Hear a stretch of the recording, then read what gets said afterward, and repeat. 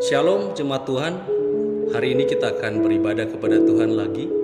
Siapkan hatimu, siapkan waktumu, buka hatimu dan kita berdoa. Bapa kami dalam kerjaan surga, Bapa yang kami puji dan kami sembah dalam nama Tuhan Yesus Kristus. Kami bersyukur Engkau memberikan kami lagi waktu untuk menyembah Engkau. Biarlah Tuhan hadir dan Tuhan menjamah hati kami. Kami siap memuji Tuhan di dalam nama Tuhan Yesus Kristus. Haleluya. Amin.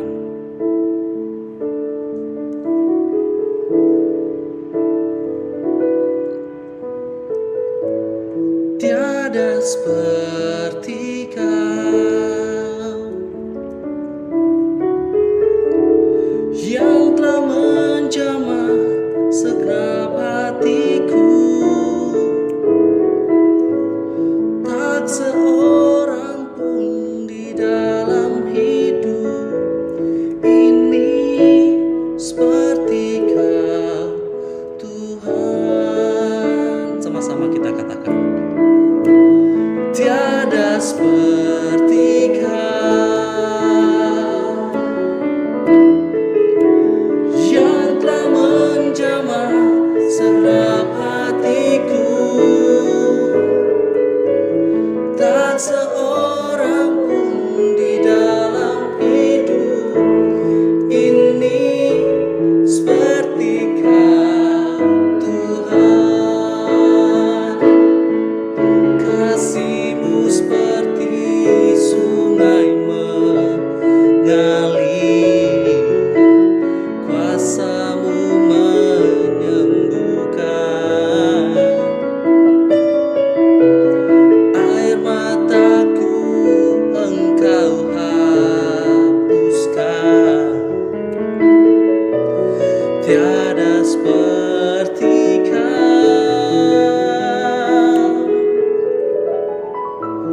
tiada seperti Kau. Benar Tuhan, tiada yang seperti-Mu Engkau Tuhan, yang telah menjamah segenap hatiku. Tak seorang pun di dalam hidup ini seperti Kau, Tuhan. Tiada seperti Kau, tiada seperti Kau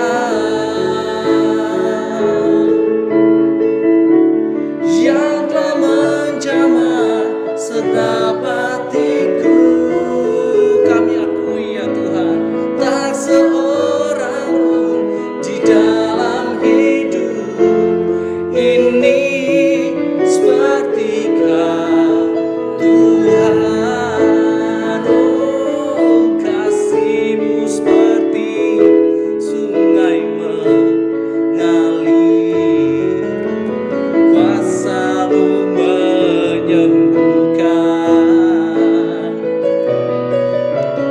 Air mataku Engkau hapuskan. Tiada seperti Kau, tiada seperti Kau yang telah menjamah segenap hatiku. Oh, tak seorang pun di dalam hidup ini seperti Kau, Tuhan. Tiada seperti Kau, tiada seperti Kau yang telah menjamah segenap hatiku.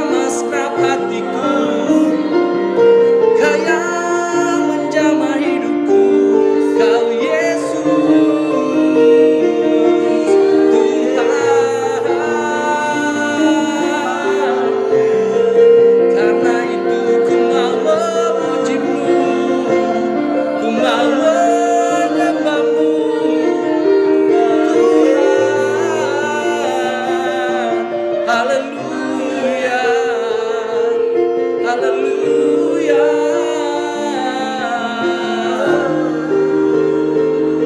Kau yang layak dipuji, Kau yang layak disembah, Yesus.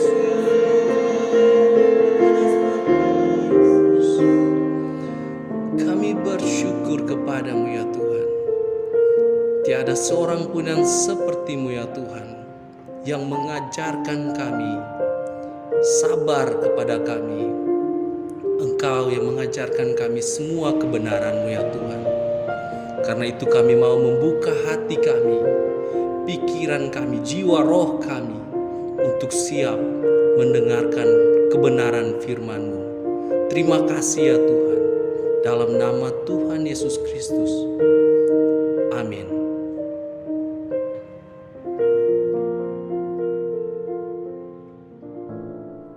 Shalom Ho Families, bagaimana kabarnya hari ini?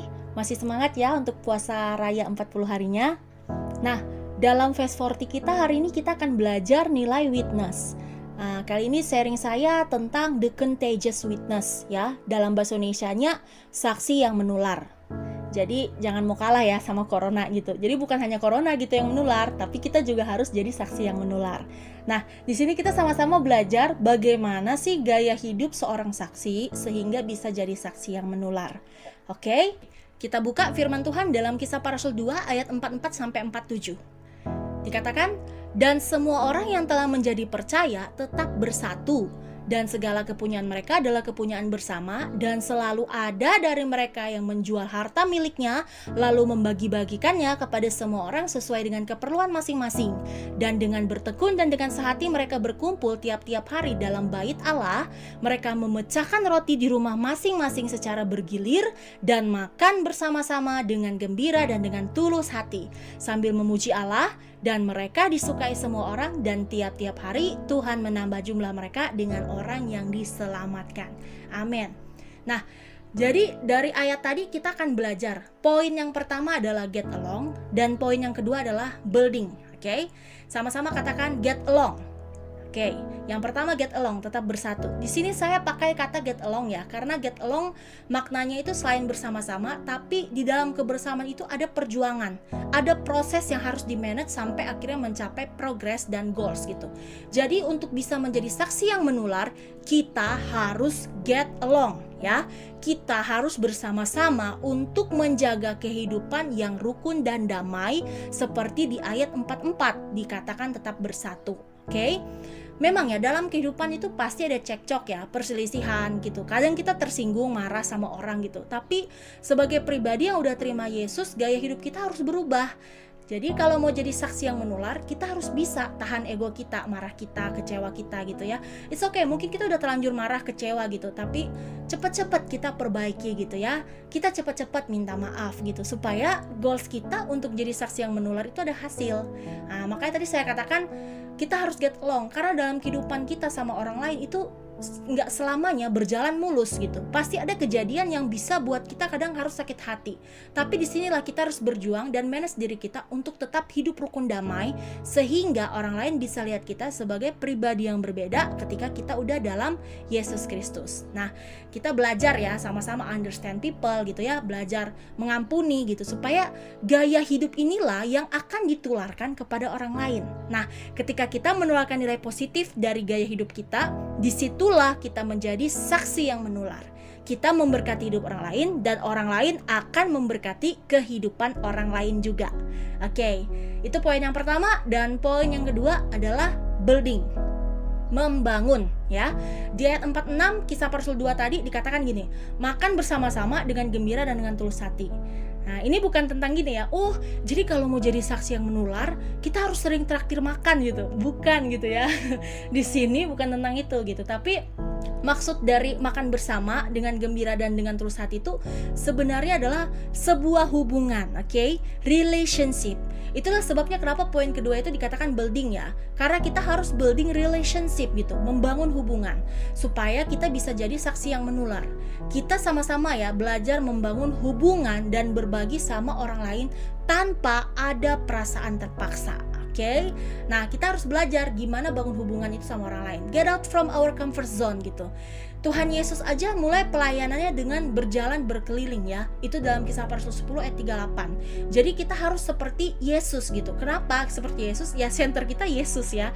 Pusatnya kita itu Yesus. Jadi seperti Yesus yang mulai pelayanannya dengan berjalan berkeliling, kita juga harus bisa bertemu dengan orang lain dan bangun hubungan dengan mereka gitu. Makanya dikatakan itu building gitu ya.